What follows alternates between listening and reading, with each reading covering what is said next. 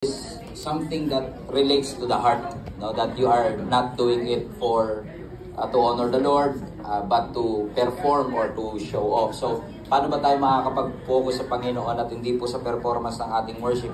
Well, let's just remind ourselves first that everything that we have comes from and belongs to our God, no? Lahat ng bagay na meron tayo. So, if you are a singer, your voice belongs to the Lord.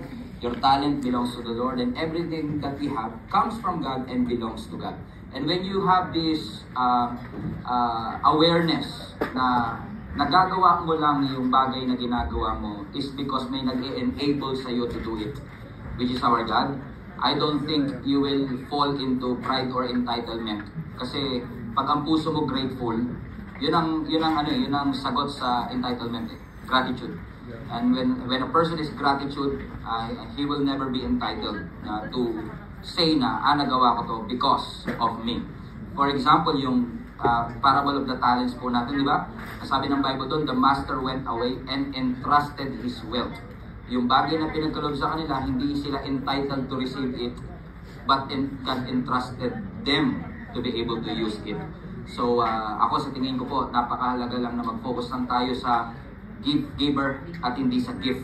Kapag naka-rely na po kasi tayo masyado sa regalo at nakalimutan po natin yung nagbigay ng regalo, baka mamaya we are doing it to please other people or to perform for other people instead of doing it for the one who gave it all, which is our Lord.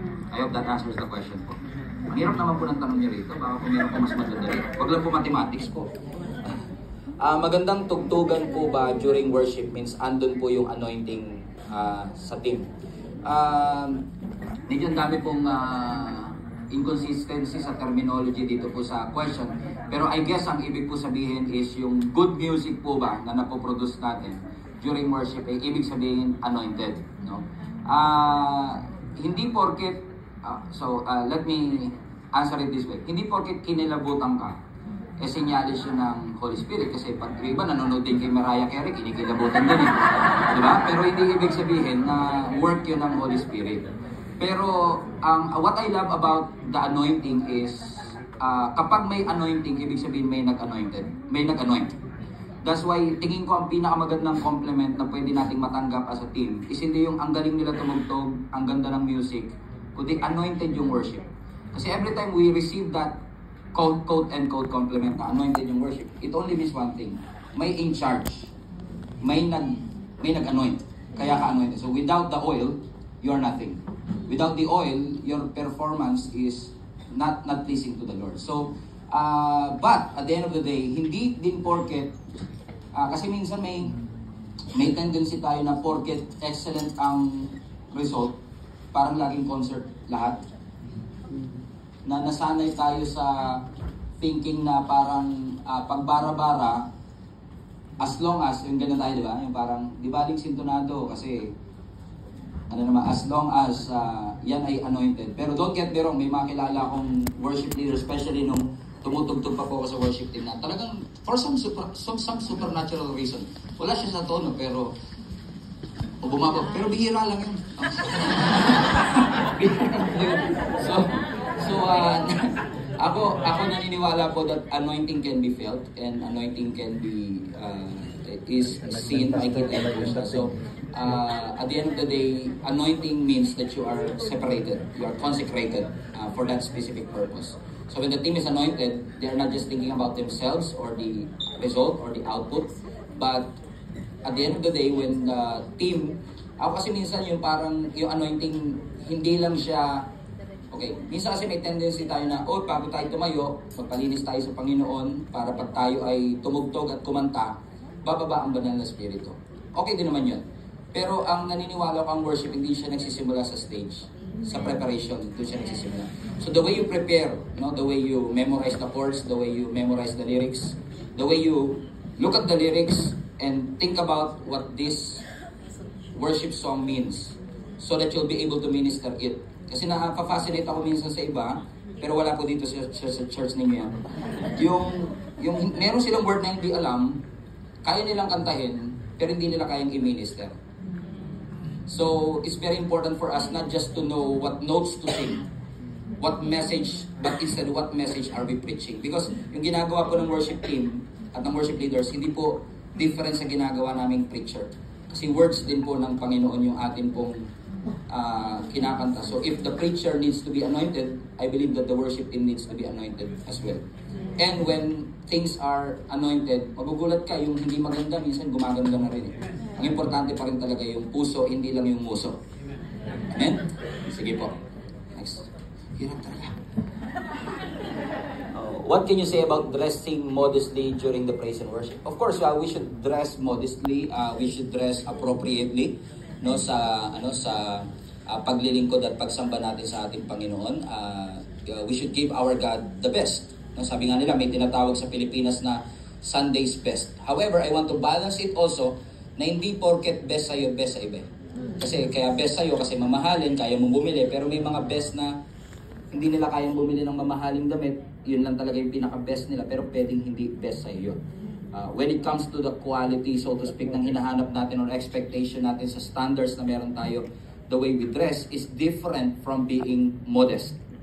No? Kasi mamahalin o hindi, we have to dress modestly. Mamahalin o hindi, we have to dress appropriately. And I believe it's very important that in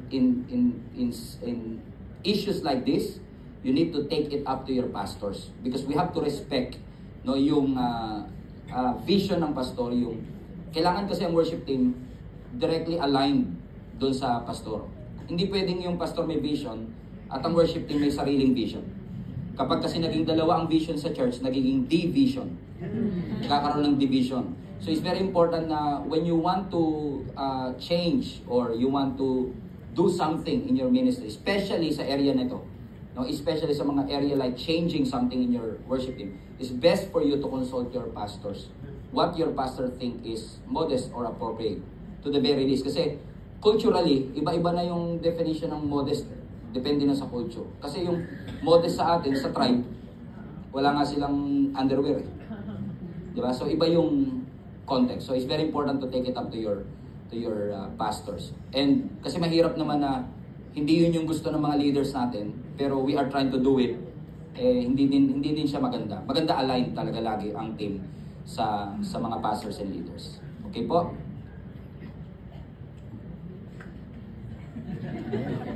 May hihirap pa ba yan? Baka may algebra na next to. In many ministries today, some people prefer to serve where they can be seen. Pero wala po niyan dito sa kanila. Tama po kayo? Okay, how can leaders encourage more members to find joy and purpose in serving behind the scenes? That's interesting, no? Parang napansin ko na isa sa mga universal, hindi naman problem, pero issues sa mga churches.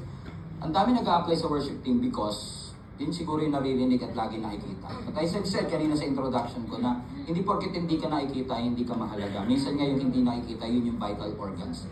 So ako, ang lagi kong atake po sa simbahan namin, by the grace of God, modesty aside, mas marami po kaming volunteers behind the scene kesa sa nakikita sa screen. No? Mas maraming preachers behind the scene kesa sa nakikita sa screen because we know the why. If you know the why, it doesn't matter what is going to be your what. Okay, let me explain. What do you do in worship team? Drummer. I drums for the Lord. That's the what. I play bass for the Lord. That's the what. Pero yung what nila magkaiba, pero yung why nila same dapat. So kung ibabalik nyo ang worship team sa why, hindi sa what. So ibig sabihin yung ginagawa ng bassist, tumutugtog siya ng bass, pero yung ginagawa ng media, hindi lang siya basta nag-click ng up and down. He is helping to prepare an atmosphere where people can meet Jesus. Kapag ganun na nakita niya, mas makikita, halimbawa po, children's church. Ang children's church o ang Sunday school, hindi po, Friday school, ang children's church, hindi po siya babysitting area. Yan po ay leadership development. So kapag nakita ng teacher na, hindi ako nakikita sa stage, pero ang ginagawa ko ay hindi basta nag-aalaga ng bata, kundi tinutulungan ko yung batang ito na makilala ang ating Panginoon. Kasi po ako, laking Sunday school ako. So dahil laking Sunday school ako, graduate ako sa Sunday school, yung youth pastor ko hindi masyadong nahirapan sa akin. Kasi kilala ko na si Abraham eh. Hindi niya na kailangan pakilala, kilala ko na si David, hindi niya na kailangan pakilala. So malaki ang ambag ng aking Sunday school teacher na hindi nakikita and is working behind the scenes to where I am today. So magkaiba ng what pero magkaiba ng what pero magkapareho ng why.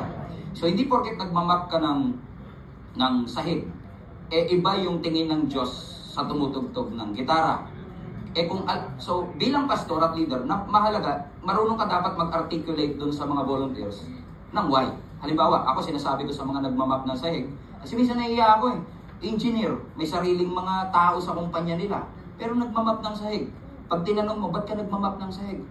Kasi po, I'm preparing the holy ground. Pag ganun yung mindset mo, hindi lang ako basta nagmamap ng sahig, I'm preparing the holy ground para ma-meet ng taong Panginoon. So, kasi kapag nakafocus po tayo sa responsibility at sa what, nakaka-burnout yun eh. Lalo kung hindi ka laging nababalidate at napapansin. Especially ako bilang pastor din, may temptation po talaga kami na hindi masyadong patas, hindi namin sinasadya. Pero minsan may connotation sa ibang volunteers na dahil kami nandun sa media, ang bagal ng paglipat namin ng slide, for example, o mali yung mga spelling namin, parang lesser kami. Pero hindi po ganun eh. Hindi porket hindi ka nakikita ay hindi ka importante. So, kailangan lang ma-articulate natin bilang leader. Paano natin sasabihin sa mga volunteers and workers ng church natin na hindi ka basta taga-click ng slide, hindi ka basta taga-gawa ng graphics. Ano yung ginagawa niya in relation to the why? Okay po? Why? Sana nag-guess niyo po. Paano po natin masasabi sa worship team na member na hindi po nakakasakit na huwag silang palaging late? Alam niyo po, trinay ko nung hindi pa po ako pastor, trinay po ng church namin lahat ng paraan para maiwasan po yung lateness. No? Pero again, iba po yung konteksto nyo kasi nagtatrabaho po kayo. Pero hindi pa rin yung excuse. Okay? Amen? So, ako po nakasanayan ko na halimbawa po ako bilang leader.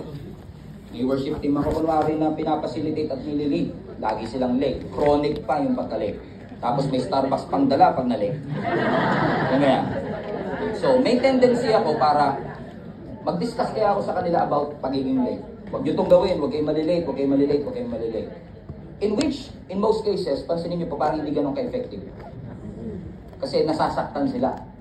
So, medyo binigyan ako ng wisdom ng Lord na ibang atake.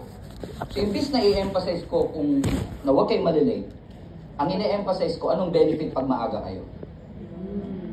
So, pag na-realize nila yung benefit ng pagiging maaga, even sa church, for example, sa church po, at least I can only speak for my church kasi yun po yung church na pinagpapastoran ko. No?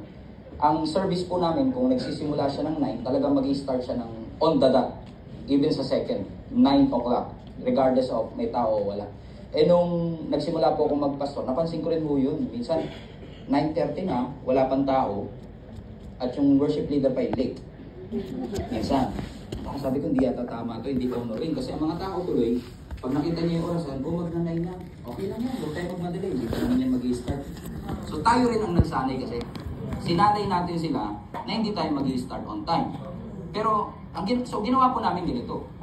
Kahit na dalawa lang yung nandyan, nag-start kami ng 9. So yung mga late na naligo nila dahil sabi nila, hindi pa naman mag-i-start. Gulat na gulat sila pagdating. Preaching na. Gulat na gulat pa sila eh. Oh, diba? So nagulat. Baka nagkamali lang to, baka tsamba lang to. Next week, ganun pa rin, on the dot 9. Pagdating pa, ganun pa rin. Hanggang sa na-realize nila, hindi pala ako aantayin ng church kahit late ako. Dahil hindi pala ako aantayin, maaga akong darating. By the grace of God ngayon po, ang church sa Caloocan, 80% full before the service starts. So, bakit? Alam nila hindi haantayin. So, emphasize the reason why. Na ang worship, for example, ang praise and worship sa church, hindi yan pampalipas oras para antayin natin yung preaching mode. Everything we do, from preparation to praise and worship, to preaching, that's po yung worship. So, kailangan lang ma-articulate natin sa kanila na hindi yan basta nag-aantay tayo at sige lang, papalipas oras kasi yung main event paparating na. Diba? Kasi minsan nasabihin pa natin, darating na tayo sa pinaka-importanting parte ng ating service. Tapos magugulat ka, sa pinaka-importanting parte ng service, tulog ang worship team. Kasi napagod na kakatugtog eh. Sabi mo sa katabi mo, kayo na naman ang topic today. So ako, suggestion ko po, i-emphasize nyo po yung pagiging maaga. Number 2, i-reward nyo yung maaga. Okay? Hindi nyo naman kailangan saktan yung late, pero you can set a culture na nire-reward mo yung maaga. Okay? When you reward those people who came early, kasi kapag minsan sabihin natin, at saka na tayo mag-start kasi wala pa sila. So, minsan may subconscious thinking na yung mga nandito hindi ganun kahalaga. Na-develop yung mindset ko na yan, one time umatin po ako ng youth service, tatlo pa lang, I think 4 o'clock yung service, tatlo pa lang kaming nandun sa upuan. Tapos sabi ng youth pastor, nasaan ang mga tao? Tapos ako takang-takang. Di ba ako tao? Ano yung ibig sabihin? So parang dahil hinahanap niya yung iba, parang na-discredit naman yung pagiging maaga ko. So, na-realize ko na dapat pala, i-reward ko yung mga maaga as a culture setting. So, hindi ko kinukondem ang late, kasi hindi rin naman natin alam. At some point, lahat po tayo na late. May mga reasons po tayo kung bakit tayo nalilate. Pero syempre, ibang usapan ng chronic lateness. May kilala kayo sa worship team, ganun talaga na po. Lagi pong late, pero hindi po siya yung topic natin. Pero once na nire-reward nyo po yung mga maaga, yung pumupunta ng maaga, for example, i-reward nyo talaga na, halimbawa, ako po, ginagawa ko kapag noong nasa worship team pa ako na leader po ako na kapag maaga, uy, palapakan naman natin si Rolly, maaga siya today. So hindi ko kailangan patamaan yung lahat ng late. Kailangan ko lang i-highlight yung magaganda. Kasi sa culture ganun eh. Culture is what you create and what you allow. So kung ano yung bagay na inalibawa, na late, sabi mo, okay lang yan. Mali yung mindset yun eh. Pag leader ka, hindi mo lang sasabihin, okay lang yan. Kasi kung hindi siya okay, hindi siya okay. Pero hindi mo rin kailangan i-condemn yung hindi okay. Kailangan lang ma-emphasize mo kung ano yung culture na gusto mong ma-develop sa church. For example, may nagtanong po sa akin, Pastor, generous ba ang church na ito? Generous ka ba? Pastor, lagi ba maaga dito sa church? Lagi ka ba maaga? Because culture starts individually as a person. So tayo mag-i-start. And as a leader, it's important to reward it. Pero sana, yung leader, yun yung good example. Pansinin niyo po, karamihan ng leader, imbis na example, exempted. Right? Lahat dapat maaga, pero yung leader hindi. Lahat mag-provide ng notebook, pero yung leader hindi. So, imbis na example, exempted. Mali po yata yung managyang mindset. Amen? Sabi mo sa katabi mo, hindi ka exempted. Example ka. Example tayo. Calculus na yata susunod. Tayo example tayo. Okay, hello, I am a new member of the musicians in the church. Brace yourself. Before worship team practice, what is the best thing that the worship team can do to maintain the order and to have excellence in the flow of praise and worship? To have one mind and music. Ang daming mind po nito. Teka lang. Before worship team practice, what is the best thing that the worship team can do to maintain order and to have excellence in the flow of praise and worship? To have one mind and music and to have the presence of God. Now, to clarify, no, hindi tayo naglalagay ng, no, we don't limit the work of the Holy Spirit. We don't limit the work of our God. Hindi po ganun ang gusto natin. I still remember, noong unang panahon po kasi laking Sunday school na po. So nakalakihan ko po talaga ang church. Tapos tatay ko pa po, pastor. Nakalakihan ko po yung kultura na ang praise and worship, walong kanta. No? May opening song, 3 joyful, 3 worship, tsaka 1 celebration. Tama? Tapos yung opening song, yung pinagkakamay-kamay tayo. Ayan, di ba? Yung mga ganun, di ba? Nakalakihan ko po yun. So naging pastor po ako, medyo nagsishift yung sabihin na natin culture po sa church. So nauuso na po yung mga 4 songs or 5 songs, no, in one Sunday service. So bilang pastor po ay with sincerity of my heart, no, sinubukan namin na i-try na maging 4. Of course may nag-react. Ano sabi nila, bakit nyo nililimitahan ang Panginoon at ginawa nyong 4 yung kanta? But bago ko to sabihin, just want to give a disclaimer that the views and the opinion of the guests do not reflect the views and the opinions of this church and the network. Amen? So sinagot ko siya politely naman. Sabi ko, naniniwala po ba kayo na kahit isang kanta lang bababa ang presensya ng Lord? Amen. 4 pa kaya? Diba? So makikita mo na hindi porket simple, hindi porket maikse, hindi transformational. Hindi porket simple, wala na siyang lalim. But we need to be efficient. So yung sinasabi niya kanina na, paano natin ma-make sure na sa rehearsal magiging efficient? Kailangan may structure talaga, may order. For example, kung magsiset talaga tayo na, halimbawa, isa sa mga siniset, magandang culture sa church, i-require talaga lahat ng mga musician, pag pumunta sa church, sa practice, kailangan aral na nila yung kanta. Bakit kailangan aral na nila yung kanta? Kasi pag di sila nag-aral, magiging cause of delay sila. Now, you have to understand na kung binata ka, may mga kasama kang hindi binata. May mga trabaho, may uuwi ang pamilya. So, yung negligence mo, nakaka-apekto sa kanila. So, doon pa lang makukuha nyo na yung culture, yung flow. So, paano siya magiging efficient? You set a standard, a structure. Na this is allowed, this is not allowed. Hindi naman po pagiging legalistic yun. Order lang po yun. Paglalagay lang po siya ng order. Making sure na nabibigyan po natin ng fair treatment ang lahat ng kasama natin sa team. Kasi di ba po pansinin nyo, yung mga high capacity volunteer, attracted po yan sa excellence. Amen? So yung mga high capacity volunteer, pagka napansin nila na merong mga low capacity, hindi natin siya minamali, pero may ganun talaga yun. Halimbawa, pag sinabi kong low capacity, ito pa lang yung kaya ko ibigay today.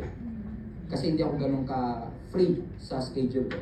And at the same time, may mga high capacity that they really prepared, nag-aral talaga, pagdating dito, talagang equipped, ready. Papansin niyo po yan, yung mga high capacity na frustrate sa low capacity. Kasi feeling niya, hindi napapahalagahan ng low capacity yung ministry na pinahalagahan ko.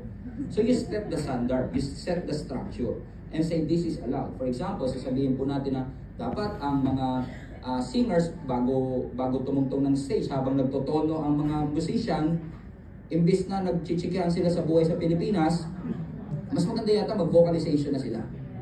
So structure na agad yun to make the rehearsal efficient. Dapat hindi lang po Sunday service ang efficient, dapat pati rehearsal ay efficient.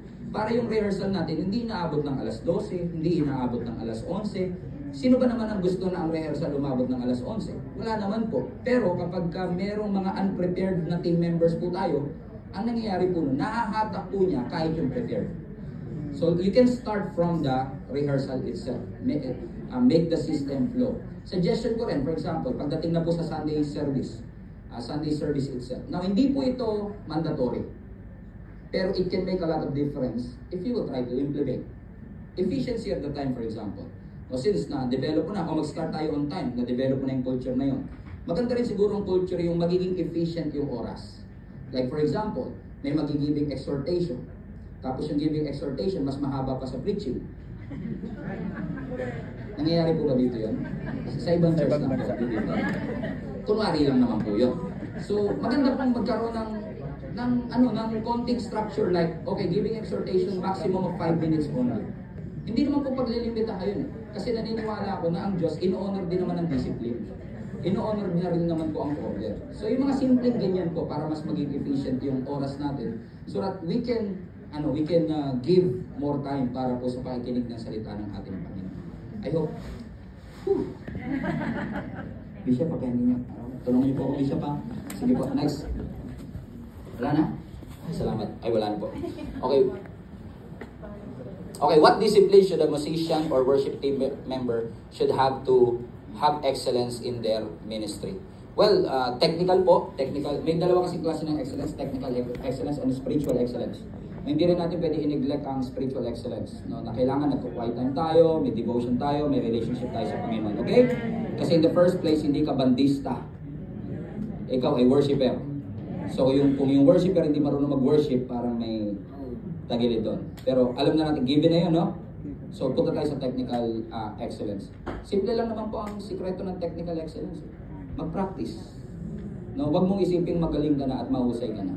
Kahit nga po yung mga world-class musician, nag-aaral pa rin hanggang ngayon. Tingnan mo katabi mo, world-class na ba yan? Hindi mo malayo ka pa. Sabi mo, huwag kang magmarunong. Joke lang. So, ako talaga naniniwala ako sa power of practice. Magkaiba. Alam niyo naman na to, no? Pero i-reiterate natin. Iba yung practice, iba yung rehearsal. Ang practice ginagawa sa bahay, ang rehearsal ginagawa sa church. Pagka nagpa-practice ka sa church, maapektuhan mo yung mga nagre-rehearse sa church. So, kasi kung halimbawa ang practice lang pala gagawin, hindi na natin kailangan pumunta. Magkanya-kanyang practice na lang tayo sa bahay. Pero bilang musician myself, being a musician too, alam ko na importante yung camaraderie, yung chemistry natin. Yung transition natin from one song to the other. How can we make it progressive para hindi siya pag-ganon-ganon? Diba? Pinaplano natin yun.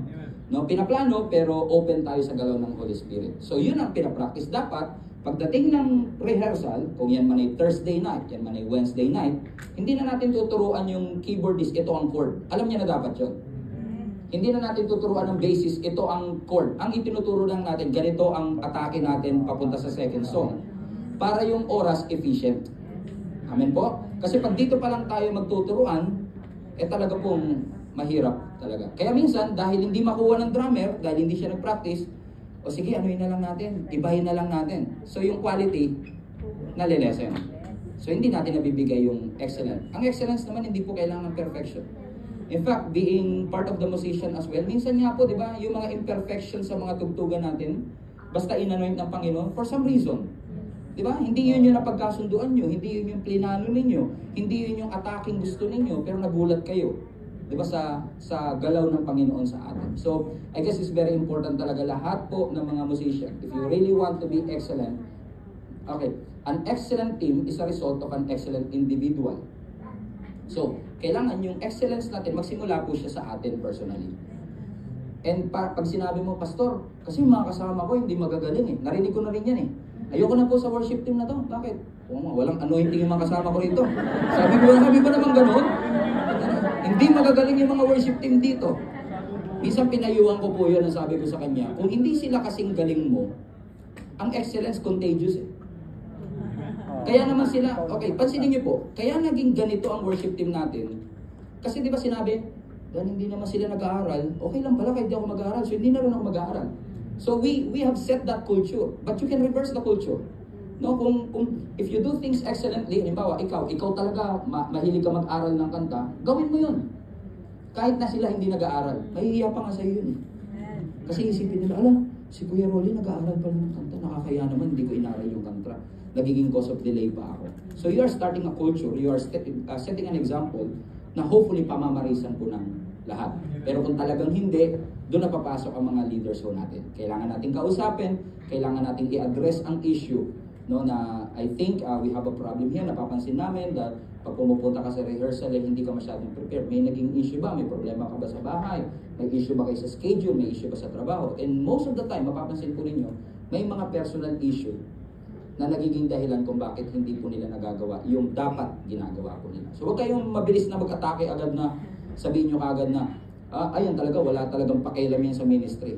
Hindi naman po laging ganun. Most of the time, meron naman po silang pakialam sa ministry. It's just that minsan may mga personal struggles po sila na kanila rin po pinagdadaanan. So minsan maganda rin pong lawakan natin ang ating pangunawa. Lalo po kayo dito sa Qatar, syempre lahat po kayo working, hindi naman kayo makakapag-stay dito nang walang work. Diba? So lahat po kayo working, so we have to find the balance. No? Isa rin po siguro sa reason yan kasi minsan din naman gusto naman mag-aral ng musician at singer, late naman yung pagbibigay ng lineup.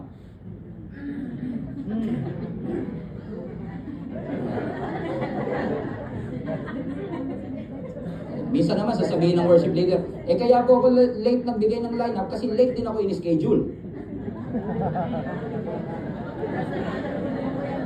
Hindi natin masisisan. 3 months.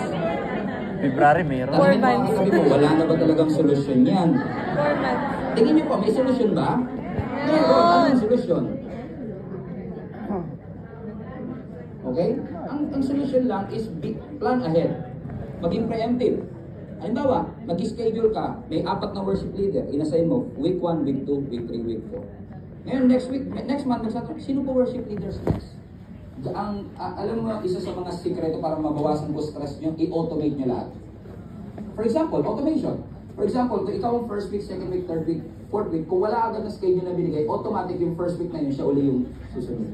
So para alam na kagad ng worship leader na, ako every after 4 weeks. So, every after 4 weeks ako, so magkaroon ka rin ng goal bilang worship leader na kung sa akin nagmumula yung lineup, anong oras po usually practice ko ba dito? Rehearsal?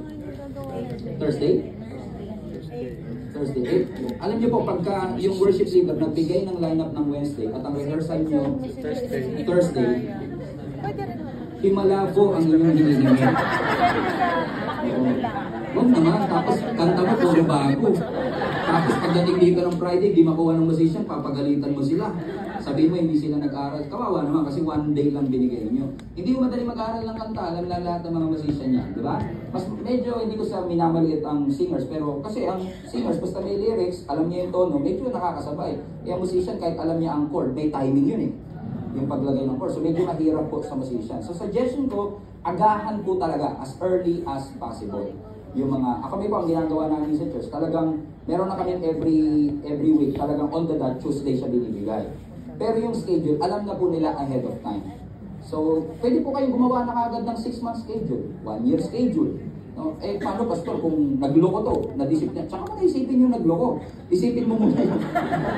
Ikaw naman kasi, na-expect mo na kagad na magloloko kasama mo eh. Ano mo muna, i-automate lang po siya. Yun ang suggestion ko para mas maging efficient po yung sistema ninyo. Amen? Sino po mga worship leaders sa Friday? Pwede po, sa lahat po na nakataas na kayo, pwede po mabigay nyo na yan bukas. Yan. Magasig na raw po, aralin nyo na po. Okay, salamat po. Sige po. How do you deal with conflicts and burnout among the worship team members? Okay. Hindi ko po alam kung okay sa inyo to, kasi sa amin po lang po ito ha. I can only speak for ourselves. Problem din po namin yan, kasi po sa aming simbahan ngayon, apat po ang services namin. So, meron kami 9 o'clock, 12, 3 o'clock, and 6 p.m. service. So, kailangan po namin ng dalawang team. So, isa sa 9 and 12, isa sa 3 and 6 p.m. na dalawang worship team na team po na yan. So, mahirap po maghanap ng dalawang set ng worship team. Kasi kapag dalawang set ng worship team, makabuo ka, dalawang team, hindi pa rin po siya sapat. Kasi kung dalawang set ng worship team lang meron ka, ibig sabihin, every Sunday may schedule sila. So, kailangan mo at least 3 para may kapalitan. So, pero that's a problem. Yan ay challenge sa leader because kailangan talaga mag-develop tayo na mag-develop. Now, before that, gusto ko i-challenge lahat ng mga musician and singer na kahit gaano po kayo kagaling, kung kayo lang po ang kayang gumawa ng ginagawa nyo sa church, hindi po tama ang inyong ginagawa. Kasi dapat po, hindi lang ikaw yung kayang gumawa ng bagay na yun. Kasi pag ikaw ay nagkasakit, biglang pinauwi sa Pilipinas, nawalan ng trabaho, sino kawawa? Yung church. So, kailangan lagi tayo may dinedevelop na ibang tao. So, kung gitarista ka, dapat may tinuturuan kang ibang mag-gitara. Kung ikaw ay drummer, may tinuturuan ka dapat na ibang drummer. Amen? Para sa panahon ng emergency, may kapalit. Amen? Now, sa amin po sa church, may tinatawag po kami doon na may mga policies po kami, for example, sa church na ang isang tao ay allowed lang po to join 2 ministry. So, we have 30 plus ministry yata po sa church. So, 2 lang po yung maximum na pwede niyang samahan. So, bakit po gano'n? Kasi meron po kaming ruling na sa loob ng 4 Sundays, meron dapat mandatory 1 week na hindi siya tatayo. No, bakit? Kasi minsan ang challenge po, although, to be fair, meron po kaming rule also na sit one, serve one. Pag sinabing sit one, serve one, nag-serve ako ng isang service, yung isang service uupo ako. Sit one, serve one. Kasi iba pa rin yung nagsiserve ka, iba yung nung nagsiserve ka, iba pa rin yung nag-feed ka lang. No? Pero, meron pa rin po kaming ginagawa na mandatory na 1 week na forced, parang gano'n, forced no schedule. So, medyo mahirap po yun kung medyo konti ang roster. Kailangan medyo madami po, no? But again, you can always start somewhere. Bakit po kami napunta sa ganung tagpo? Kasi napapansin natin na, lalo po ganito, lalo yung mga leader. Tayong leader, dahil meron tayong team member na sobrang sipag, lahat ng, pag sinabi mo, pwede ka ba dito? Oo. Gawin mo to, gagawin. Talagang tuwan-tuwa ka, no? Grabe itong member ko, Kahit ng paggawa ko, kahit kailan ko tawagan, kahit biglaan tumatayo, biglaan ka, bilang leader, no? But it's only a matter of time. Yung tao na yung mababurnout siya. Kasi parang laging siya nang siya. At tayo naman, dahil siya yung available, siya nang siya. At kapag nangyari po yung burnout na wala tayong na-develop, magugulat na lang tayo na kawawa. Kaya magtataka yung pastor niyo, ba't wala na yung mga musician? Di ba? Kasi nga, na-burnout na siya. Alam niyo, ang burnout, napaka-delikado pong tagpo yan sa... Kasi iba po iba po yung tired lang. Kasi ang tired, matulog ka, okay na. Pero pag burnout kasi nawala na yung joy mo. Nakalimutan mo na kung bakit mo ginagawa ang yung ginagawa. Pero pansinin po ninyo, karamihan ng mga nabe-burnout, kaya sila na-burnout, kasi wala na silang feeding. Amen? Pansinin po ninyo ito. maraming mga worship team members, hindi, sa ibang bansa lang po ito, maraming mga worship team members, before silang naging part ng worship team, every Friday nakaupo sila, nakikinig sila ng preaching. And they are being fed every Friday. Nung naging worship team na sila, at every Friday silang tumatayo, tatayo sila, tapos pagkatapos ng tugtog, kakain, matutulog, hihiga sa likod, o kaya pupunta sa labas, hindi na feed. Tumutugtog, pero walang feeding. Kasi hindi naman nakakapagod mag-drums eh. Ang nakakapagod pag nakalimutan mo kung bakit mo siya ginagawa. So ang burnout hindi nagsisimula sa dami ng responsibility. Nagsisimula ang burnout kapag nakalimutan mo kung bakit mo ginagawa yung ginagawa. So ang suggestion ko, magkaroon po kayong preemptive measure para maiwasan ng burnout, especially kayo, mga working po kayo. Kung magtatrabaho po kayo ng umagang ng hapon, then rehearsal ng, tapos every week nyo pong gagawin yun. Tapos pagdating ng Sunday, minsan all day din po kayo nasa church. Tapos papasok po kayo na umagahan, hindi po porket anointed Superman. Amen? Kailangan matuto rin po tayo na i-honor ang pahinga. Amen? I-honor ang pamamahinga. So, maganda po na ma-value din po natin yan para hindi po natin ma-address ang mga burnout. Okay po? Sige po. How should we handle mistakes on stage without losing focus on distracting on the congregation? Kami po ang magandang napansin ko po dyan bago kayo bago po ba pumapanig sa stage, ang mga worship team, may mga huddle po ba kayong ginagawa? Nag-group kayo, nag-pray kayo, nag-share together? Ano ba tawag nyo doon? Mas maganda lang yung term na gamit yung huddle, no? Parang basketball, di ba? Maganda yung huddle po kasi tawag namin doon. Sa amin po, sa church namin, ang ginagawa po namin, for example, 9 month service namin, I think 6:45 po yung call time ng mga worship team, no? At ng mga volunteers. And then at 7:15, meron po kaming huddle na tinatawag. Lahat ng mga volunteer, even yung preacher, lahat ng mga volunteer, lahat ng greeter, usher, lahat yung magsasama-sama kami sa isang lugar sa church. In 15 minutes, the pastor will remind everyone why we do what we do. So every time po yun. Kasi way po namin yun na minsan yung mga worship team, hindi nila na-appreciate ang ginagawa ng audio, hindi nila na-appreciate ang ginagawa ng greeter kasi hindi sila nakikita-kita. So isa po sa mga way namin yun na ma-remind kami sa bakit namin siya ginagawa. Para in case may magkamali, in case may mag-fail, alam niya na, alam niyo po, dapat tayo mga leader, suggestion lang, tayo po mga leader, dapat kung magkamali, everybody makes mistakes. Lahat po, kasi kung nag-aral naman talaga siya ng kanta, inaral niya naman talaga, kaso talaga nung time na yun na tone deaf siya, hindi siya nakapasok doon sa tamang tono. Hanggat hindi negligence, magandang i-address yung negligence. Yung mistakes, pag-usapan paano natin i-improve. Pero yung negligence, mas mahirap na kalaban niya. So, kung magkamali, huwag kayong mawala sa focus. Diretso lang. Kasi in the first place, marami naman tayong pagkakamali, hindi naman nahalata ng tao yun Sino ba? Hindi naman nila nahalatang ginamit mo C, dapat E minor. Hindi naman nahalata yun. Tayo lang nakakalam mo. Tama? Ang nakalagay sa chord chart mo, C, ginamit mo A minor. Gumanda pa nga.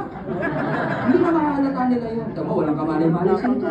Hindi na A minor ginamit mo? Don't need to hurt yourself. Pag-focus ka sa bakit mo siya ginagawa. And yes, we should pursue excellence. We should pursue the best that we can give for the Lord. But at the end of the day, pag nagkamali, just let go. Alam niyo po, kahit preacher, nagkakamali din. Marami kami nasa outline, hindi na namin nasasabi. Alam niyo ba yun? Hindi niyo alam yun. Kami lang nakakaalam na nagkamali kami. Amen? Yung mga tinuturuan ko pong teaching din sa church namin, lagi kong sinasabi minsan ang laging yung mga bagong preacher, ang laging, kamusta? Ang laging hinain niya, Tay, hindi ko nasabi yung mga dapat kong sabihin. Sabi ko, hindi naman nila alam yun. Ako hindi ko alam. Tsaka lagi ko sinasabi sa kanya, kung hindi mo nasabi, hindi pinapasabi ng Diyos. Amen? So, huwag kayong masyadong maging, basta importante, prepare. Maghanda. Kung magkamali, so be it. Pagtawanin nyo na lang. Amen? Pero, pag negligence ang usapan, lalo kailangan yan i-address. And everybody makes mistake.